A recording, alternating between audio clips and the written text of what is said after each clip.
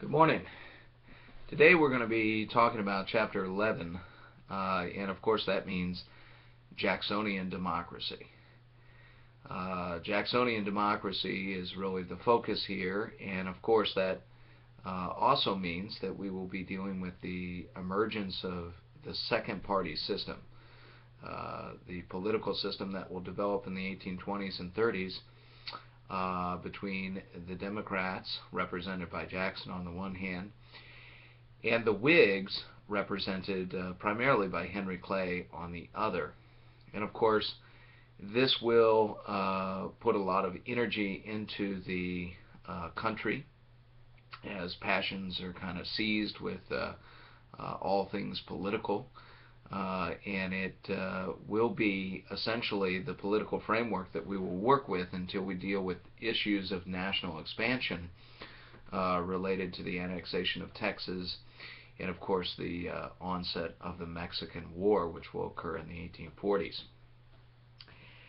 Now, one of the things that Chapter 11 tries to do is to really contextualize Jacksonian democracy within some of the larger trends that were taking place in the 1820s and 30s in the United States. And one of those trends is, of course, the development of what is known as the market revolution, which in many ways had a lot to do with a transportation revolution.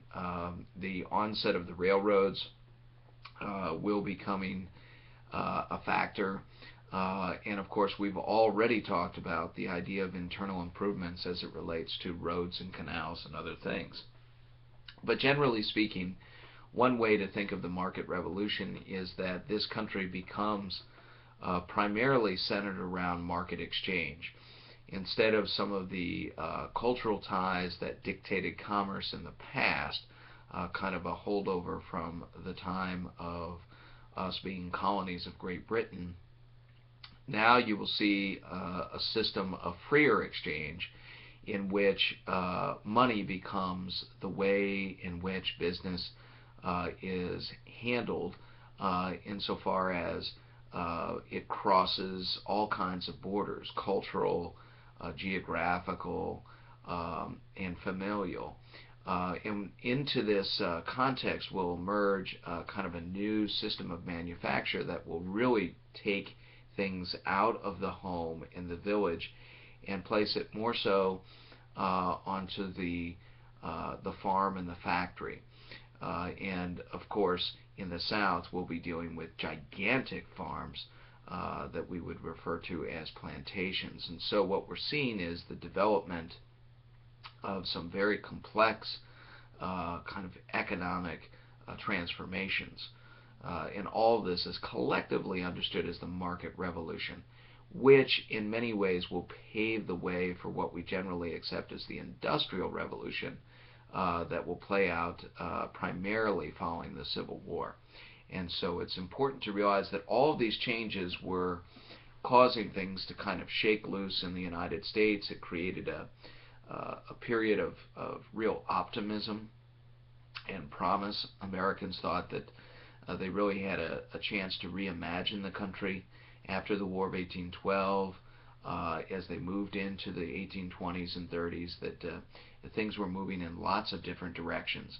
And of course, Jackson's political momentum, his political movement, if you will, is going to be part of these changes.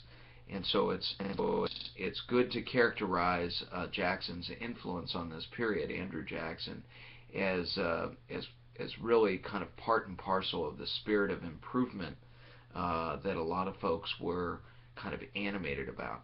Of course, the Whigs will have their own theory of what improvement should look like.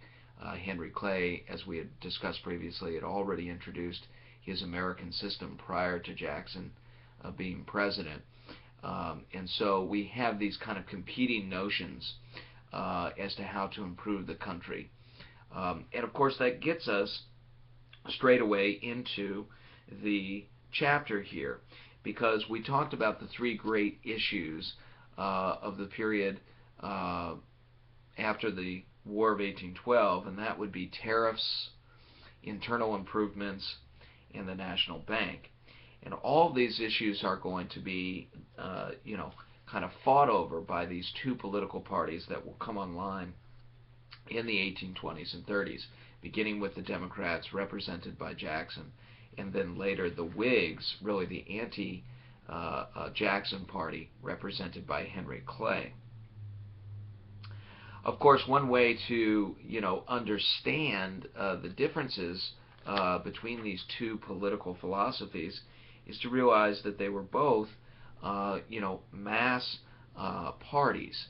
Unlike our Federalists and Democratic Republicans that were by and large represented by elite opinion back in the 1790s and in the early part of the 19th century, now you really have these huge political parties that are really kind of going across the country with the Democrats and the Whigs.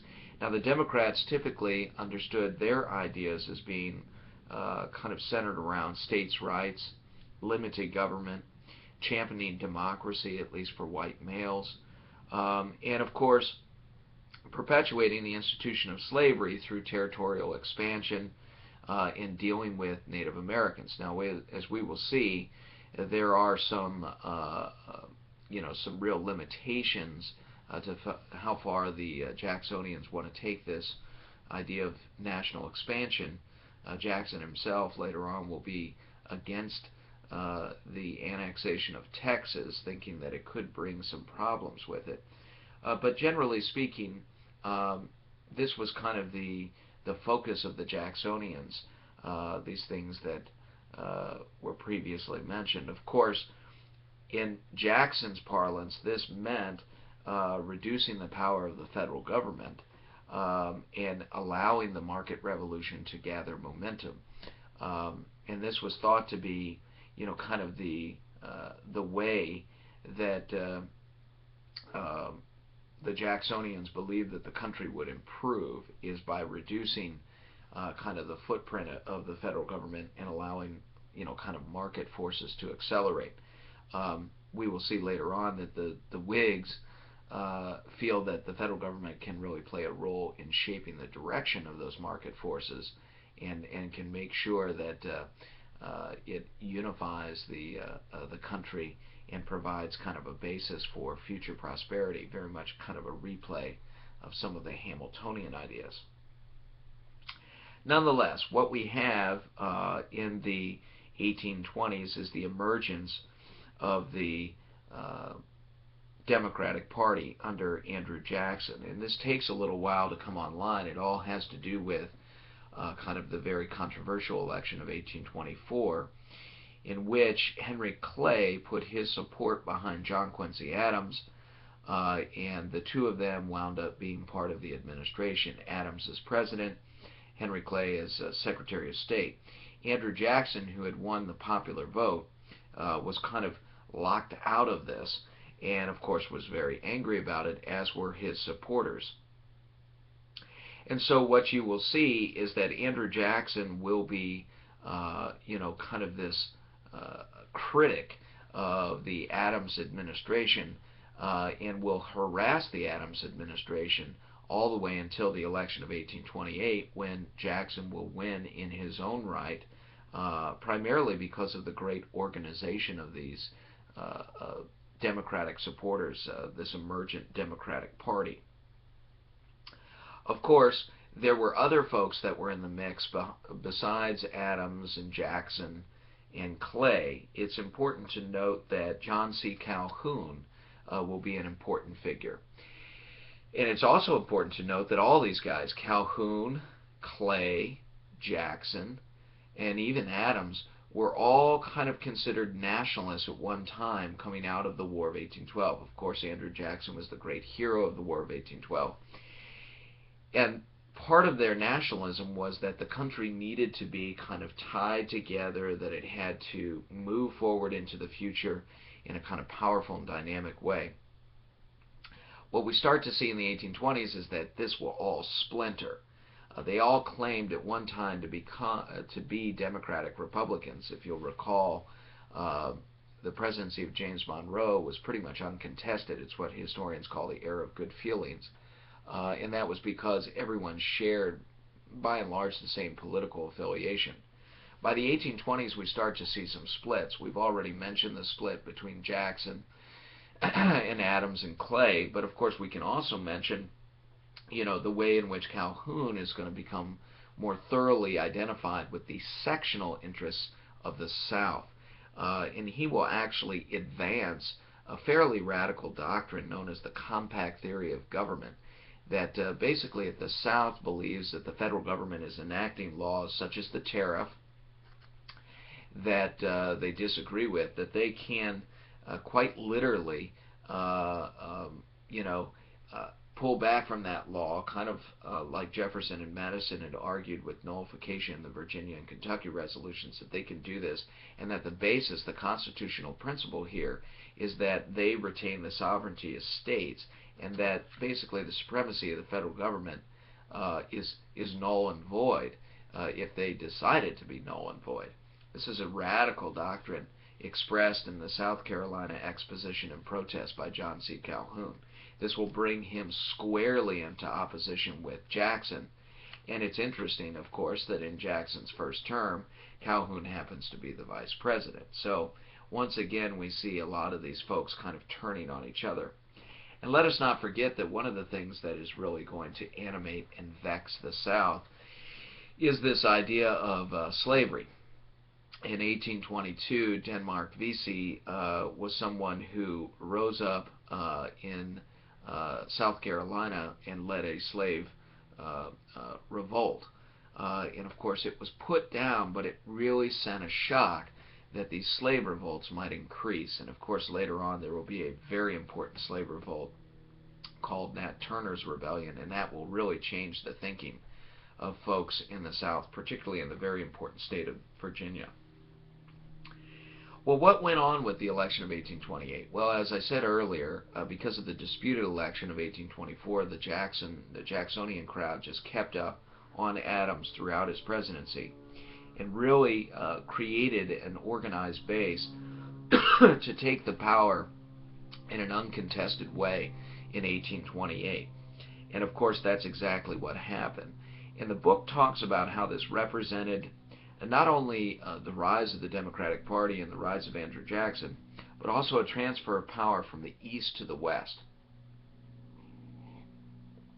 And that's important to note, because one of the Democratic features of this period is that we're starting to see that Eastern aristocracy is kind of being broken up, if you will, that political aristocracy, by folks out in the West who are going to bring a very different set of issues before the American people. And let's not forget that even Jackson's opponent later on, Henry Clay, is a Westerner, if you consider Kentucky Western, and of course at this time we probably would.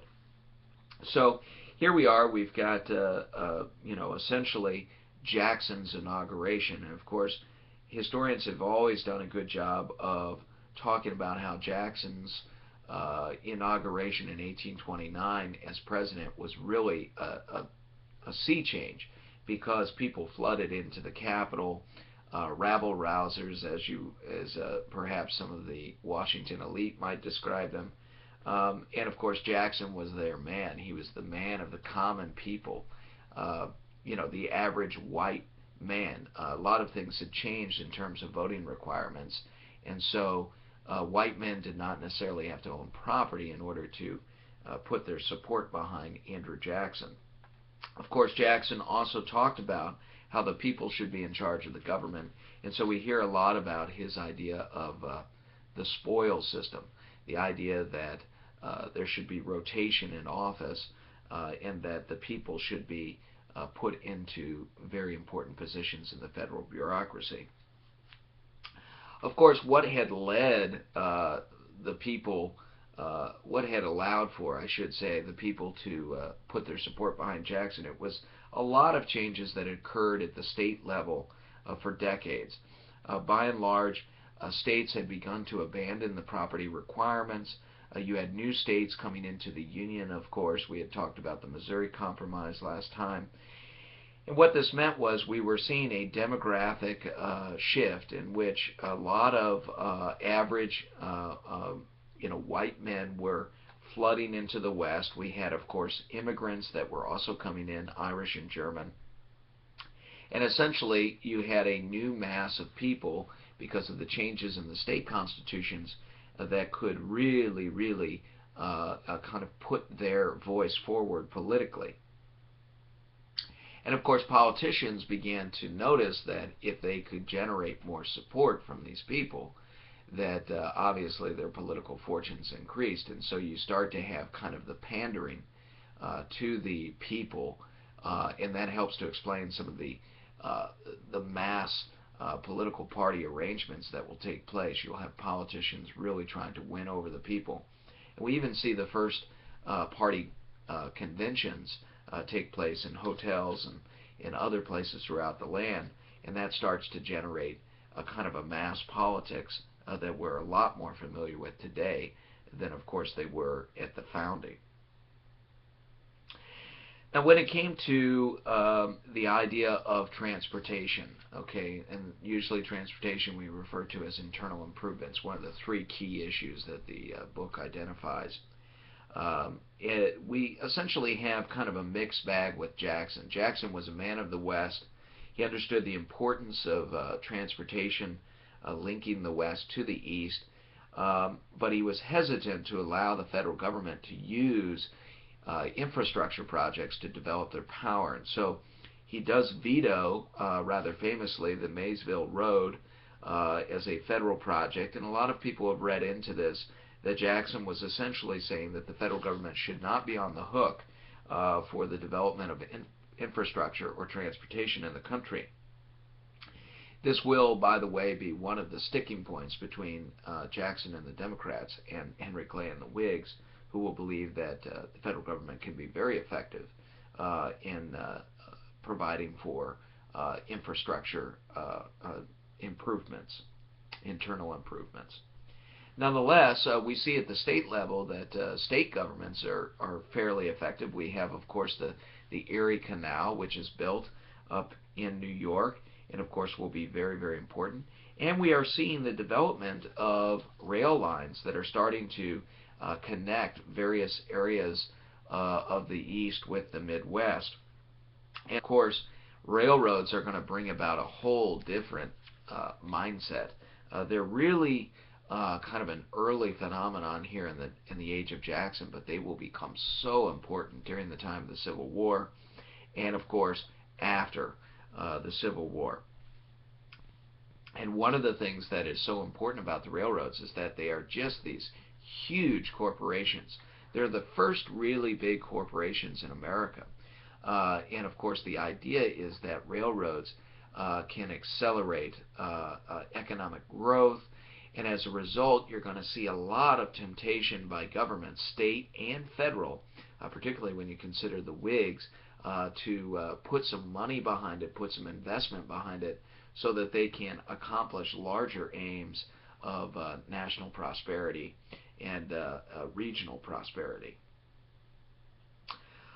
Ultimately, though, as we pull back from the transportation debate, which was issue number one, it's important to realize that we're starting to see in the time of Jackson this real tension between nationalism and sectionalism. We saw it a little bit, if you will, in trying to work out the Missouri Compromise earlier in the last chapter. But now, of course, you have all kinds of issues that feed into this notion of sectionalism versus nationalism. And of course, part of this is the very famous Webster-Hayne debate, which will take place in the Senate, in which you will essentially have Hayne arguing the position of Calhoun, the compact theory of government, against Daniel Webster, who of course will be arguing the idea of union and very much the idea of Henry Clay's American system. And this is an early preview of the great debate that will take place between John C. Calhoun and Andrew Jackson over the tariff, what the Southerners refer to as the Tariff of Abominations. Essentially, what you get is Calhoun, who has left the government by this time, essentially advancing this compact theory of government, suggesting that the states have the right in the South to resist the tariff. Remember, a second key issue here of the period, the tariff. They will resist what they call the Tariff of Abominations, these high tariff rates that they're expected to pay. They believe that it unfavorably advantages the North. So they will draft essentially a law of nullification, a bill of nullification against the tariffs of 1828 and 1832. And they even kind of dabble with this talk of secession, which of course we know will be a very critical issue in the run-up to the Civil War, the cause of the Civil War, effectively. Well, how does Andrew Jackson respond? Andrew Jackson believes in states' rights, there's no doubt about that, but he also believes in the Union. So Andrew Jackson, who's a very strong president, he may be interested in divesting the power of the federal government, but he is very interested in building up the power of, essentially the presidency, and he will say the power of the Union. Andrew Jackson is very interested in making sure that the country does not fly apart in some kind of sectional conflict. So he will work with the Congress to put forward the force bill, which would force South Carolina and John C. Calhoun to back down from this idea of nullification. Ultimately, Henry Clay will come to the rescue and will work out a compromise tariff behind the scenes in which the tariff will ratchet down. This allows for Jackson to claim victory, saying that he kind of stared down John C. Calhoun. But of course they both were able to save face because of the great compromiser Henry Clay, who had been involved in the Missouri Compromise as well as now the Tariff Compromise. But of course Andrew Jackson was not done. His presidency was filled with controversy. We've already seen the controversy over his inauguration, the controversy over the spoils system, the controversy over internal improvements, now the controversy of the tariff. Just wait, because of course it is the controversy over the bank that will really send this thing into overdrive. And of course it was Jackson's hatred of banks. He believed, like a lot of Westerners, that banks were designed to have rich people use tricks to get the money of poor people through interest and other loans that were essentially unfavorable. And the idea that the federal government would have a bank to rule them all, the second bank of the United States, this was totally objectionable. Now remember, a president like James Madison had come round to the bank. Even Thomas Jefferson had acquiesced on the bank, the first bank. But Jackson goes to war against the bank and decides to essentially take on the bank issue. Not really by his own making. This issue was actually brought before him by Henry Clay, who thought that if he could force Jackson to express his views on the bank and its recharter, that he would embarrass him. And of course Henry Clay would be the beneficiary and win the election of 1832 as the Whig candidate. Didn't turn out that way. As a matter of fact, Jackson hit the banks head on. He vetoed the recharter. He essentially took the money out of the banking system, put it into these pet banks, and essentially dissolved it. And of course the second bank of the United States was destroyed, and Andrew Jackson won in decisive fashion in 1832 re-election. So who really was embarrassed? It was Henry Clay and the Whigs. The bank was destroyed by Jackson. It was dissolved, and we basically had the great statement of Jacksonian philosophy that the government would not have the power to administer the nation's finances. Instead, it would have to rely on a very decentralized system, what would eventually become known as the sub-treasury system. And that will last all the way until the introduction of the Federal Reserve by Democrats and Woodrow Wilson in the second decade of the 20th century. What else should we say about Andrew Jackson? Well, there is more, if you can believe it. There's a reason historians call it the Age of Jackson. One of the things that is important to realize is that a lot of states had chartered corporations, and then, of course, later on, state legislators thought that they had control over those corporations, and that they could essentially, decide whether a corporation kind of lived or died, or whether they had a particular monopoly over this or that. And what we'll see is that in Andrew Jackson's selection of a new Chief Justice to replace John Marshall, and remember, John Marshall, the Marshall Court, is very favorable towards the idea of business. John Marshall being the great Federalist, he's essentially going to be someone who believes that the federal government should really stick up for the rights of corporations. Nonetheless, essentially, when Jackson puts a new Chief Justice in order, who will be Roger Taney, we will get kind of a shift away from Marshall's idea that the federal government should be kind of in charge of economic policy and in charge of upholding economic policy. And we will see kind of a emphasis on corporations and businesses having more control over their economic fortunes. So what the Taney Court does is, instead of using the federal government to override the state governments, the Taney Court essentially tries to send the signal that both the federal government and the state governments have no power, especially when dealing with issues such as contracts, and that essentially there is no power that the states have to allow for private contracts to be developed. So instead of the states feeling that they could rein in business, instead the Taney Court is going to embrace something that we might call a little bit more of a laissez-faire policy. So it's a shift. Even though Marshall had been very pro-business, the Taney Court is going to be more kind of laissez-faire with respect to business, not so much advancing their interests as making sure that nothing stands in the way of their interests. And that's one way of understanding the difference.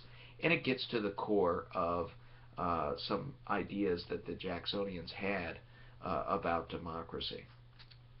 Of course, one of the things that you always must mention and spend considerable time on in the Age of Jackson is the way that the Native Americans were treated. And the book rightfully points out that there were trails, plural, of tears that took place under Andrew Jackson. By and large, the Congress was in favor of moving Native Americans beyond the Mississippi. And what Andrew Jackson will do, in defiance of the Marshall Court, so this is before even Taney takes over as his Chief Justice, you will have Jackson basically enforcing the Indian Removal Act, and the argument being that they cannot operate their tribes within a state. Not only did the states such as Georgia and elsewhere want the land that the Indians were on, but on top of that, they believed that the Indians had to obey their laws. And of course, the Native Americans, the Cherokee, were very proud of the laws that they had. They had developed very sophisticated civilizations with constitutions and everything else. They were not going to allow their sovereignty to be abrogated. The court actually supported their sovereignty. The Cherokee Nation cases in the Supreme Court were upheld by John Marshall, saying that, again, in defense of contracts, so once again using federal government power to enforce the contracts that the Native Americans had, basically stood up for the Native Americans and their sovereignty. Andrew Jackson and the Congress believed that that sovereignty could be abrogated, that essentially you could not have a state within a state. That didn't make any sense. And more importantly, Andrew Jackson felt that if he did not remove the Native Americans to Indian Territory in Oklahoma and elsewhere, that essentially they would be attacked by other white Americans, and this could precipitate a civil war. And so he enforced the act. And by the time all this played out, the act was enforced in the fall. And of course, you had the Native Americans being driven past the Mississippi River in essentially what becomes known as the Trail of Tears. Now, we typically think of the Cherokee experience, but there were several trails of tears.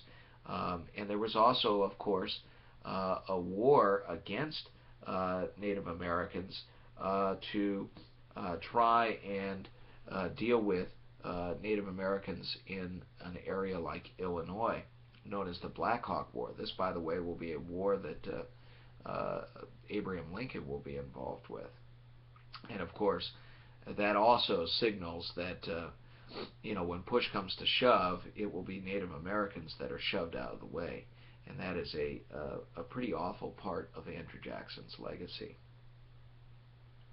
Well, what do we make of Andrew Jackson? I mean, this age of Jackson. Well, essentially, we have to highlight a couple of things. We have to realize that Andrew Jackson squared off on the three big issues of the day: internal improvements, tariffs, banks. We've talked about that, and that certainly had an effect. Of course, Andrew Jackson represents, the emergence of this new mass political party system, this second party system. The Whigs developed primarily as an anti-Jackson party, and of course they will go after Jackson's successor, much like the Jacksonians went after Adams after the election of 1824. Martin Van Buren, the little magician for Andrew Jackson, the guy who had been very helpful in getting Jackson some votes up in New York, will be set upon by the Whigs throughout his presidency. And of course, Martin Van Buren will have to deal with, essentially a terrible financial panic, the Panic of 1837. And the Whigs, of course, claimed that the reason we had this financial panic was because Jackson had destroyed the bank. And as a result of Jackson destroying the bank, the economy went to pot. Well, there are economic historians who say that this may have had a lot more to do with international trade flows, particularly problems in Britain, than it did any particular war against the bank and its consequences here in the United States. But the idea stuck that essentially Jackson and Jacksonian policies could not be continued under Martin Van Buren, that they were ruinous to the country. And one of the things that the Whigs will be able to do in the election of 1840 is to say that they had their own kind of folk hero, William Henry Harrison, the guy who had fought the Native Americans just prior to the War of 1812. So they had a genuine war hero, and they said, they were supporting this kind of log cabin, hard cider campaign for the people so as to improve America. The Whig platform was essentially defined by Henry Clay, who, even though William Henry Harrison would win, was thought to be kind of the architect of what policies would be. And of course, the Whigs had very different ideas about internal improvements. They believed that the federal government should support that. The Whigs had very different ideas about the tariffs. They believed that the tariffs are one of the best ways for the federal government to generate money. And of course, the Whigs certainly would have been interested in trying to bring back, another Bank of the United States in an effort to have some more economic control over the country. And of course, a lot of this sounded good given what folks had experienced in the Panic of 1837 and the rather miserable presidency of Martin Van Buren. But of course, if you know the story of William Henry Harrison, you know that of course he forgot to wear his coat, or so they say, on Inauguration Day. He gave one of the longest speeches, and about 40 days later, he dies of pneumonia. And of course, this is going to lead to a very different set of outcomes politically. The Whigs will not have the power they thought they had in defeating Martin Van Buren. And of course, add to that the idea of expansion to the west and the annexation of Texas, and we will see that a very different politics emerges in the 1840s. It will not be shaped by the big three issues: internal improvements, tariffs, and banks. It will be a new politics that will primarily be shaped over one issue, and that is the extension of slavery into the West. And of course, that political divide will create a rampant sexualism between the North and the South, and of course that will precipitate the Civil War. So, the age of Jackson is extremely important to know, but of course, knowing that the age of Jackson gives way to the age of a reinvigorated sectional politics that will bring about the Civil War, that is probably more important to know, and that's what we'll look at in future chapters. Thank you.